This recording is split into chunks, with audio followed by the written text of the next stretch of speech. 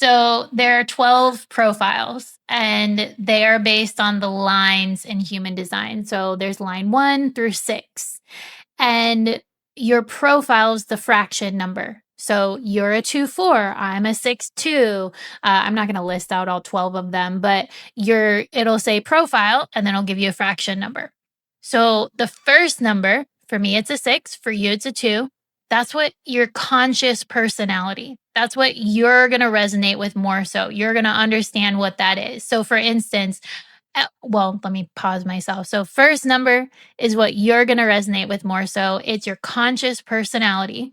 The second number is your unconscious personality. This is what other people pick up on more so than you. So you're line 2. So we're both line 2s. You're conscious, I'm unconscious.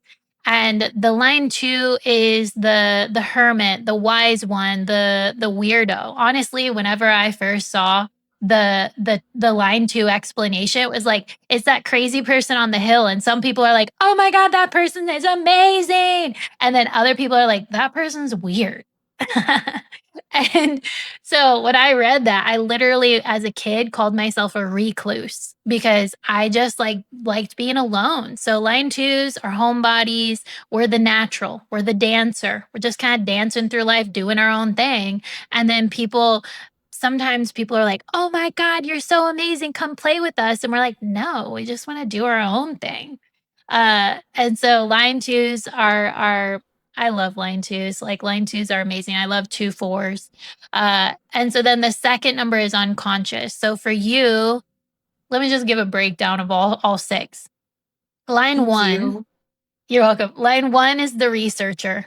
You need information to feel safe. You're getting to the bottom of things. You are learning, you are studying, you always need information. And line 1s have a tendency to feel like they don't know enough.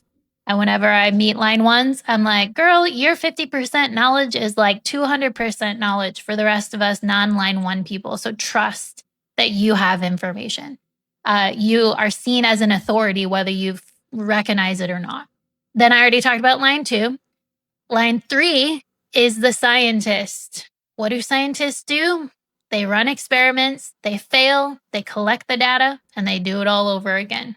Line 3s have lived many, many, many lifetimes in one lifetime. They are pioneers, trailblazers. They need to get their hands dirty in order to understand what is going on.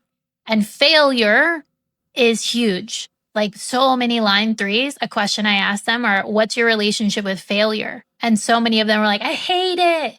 And I'm like, you better get used to it because there is no failure for you. Scientists won't invent things unless they fail. Like that is part of the process. Then we got line 4, which is the networker. Line 4, community. You're kind of an introvert, extrovert. Community is big for you. You're a connector.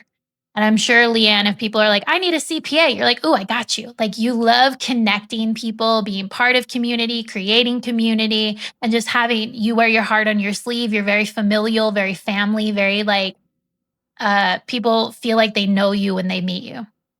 And then we got line 5, which is the karmic mirror, the mentor. Line 5s, I have a special place in my heart for line 5s because sometimes they can get a bad rap.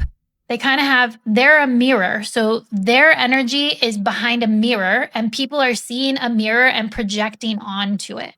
And so line 5 energy is kind of like they love you or they hate you. They could be like, oh my God, you're the best thing ever. And then you do something quote unquote wrong. And they're like, I hate you. You're the worst. So line 5s can have a bad rap sometimes. But when you understand that it's a projection field, that's so much. I have had so many line 5 people like cry because of what I explained. Like, just don't worry about those people. They're seeing something. You're healing people just by being you because you're this beautiful karmic mirror and you're here to bring universalization to earth. So if you are teaching something, if you have a business, share the practical 1, 2, 3 steps, like practical, easy, universal, plug and play sort of information. And then last but not least, we got line 6, which is me. And as a line 6, you have 3 parts of your life. The first 30 years, you act like a line 3. So that's a lot of trial and error. I'm literally surprised I'm alive based upon all of the chaos that happened to me in the first 30 years of my life. So then around your Saturn return, you start entering into phase 2. They call phase 2 going up on the roof. Basically, it takes 20 years to distill, embody, contemplate, observe, witness, whatever, all of the first 30 years of your life. So I'm 40, I'm halfway through that process, and I feel it. Like, it took me so long to embody and distill and kind of like pull apart what happened to me in the first 30 years of my life. And then phase 3 is going off the roof. So after you've spent 20 years on the roof contemplating, embodying, you become the embodied leader, the embodied role model, the guru.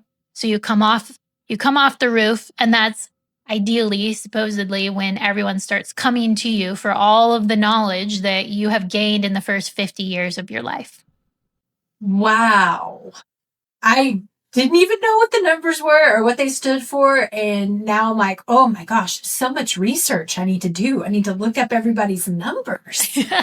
And I'm glad this is recorded so that I can come back to it again and again and again. Thank you so much for tuning in today. If you found this content valuable, it would mean the world to me if you would give it a thumbs up and share it with anyone else who you think would benefit from it as well. And if you would like to see more incredible conversations like this one, please subscribe to my channel and continue this journey through the human experience with me. I truly appreciate you spending this time with me today, and I look forward to being with you again very soon.